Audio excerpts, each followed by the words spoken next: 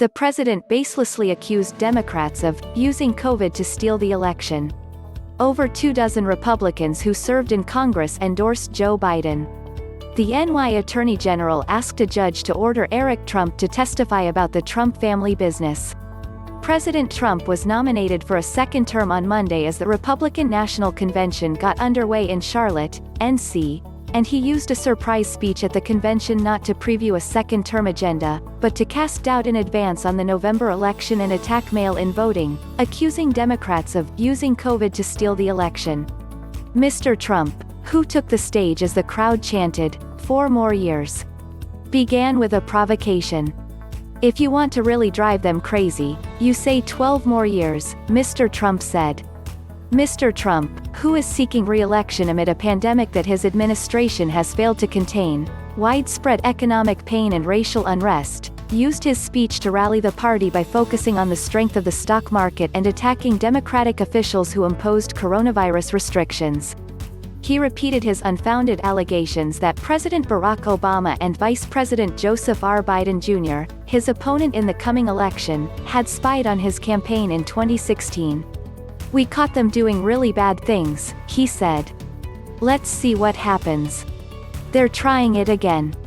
Trump criticized Roy Cooper, the Democratic governor of North Carolina, telling the crowd in Charlotte that Mr. Cooper and other Democratic governors had enacted virus restrictions simply to hurt his re-election chances and would lift them after Election Day.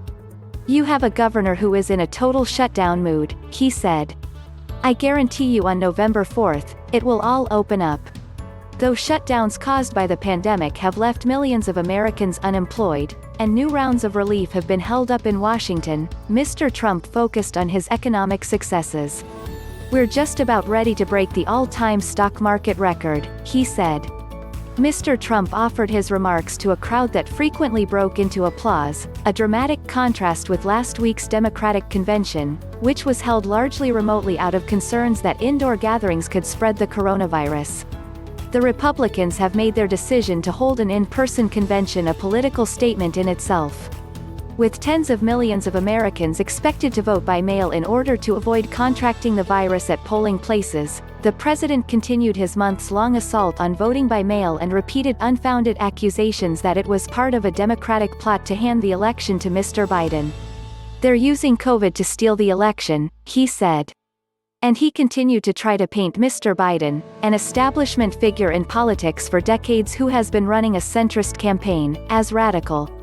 He demanded that Mr. Biden put out a list of judges he would appoint, as Mr. Trump did in 2016.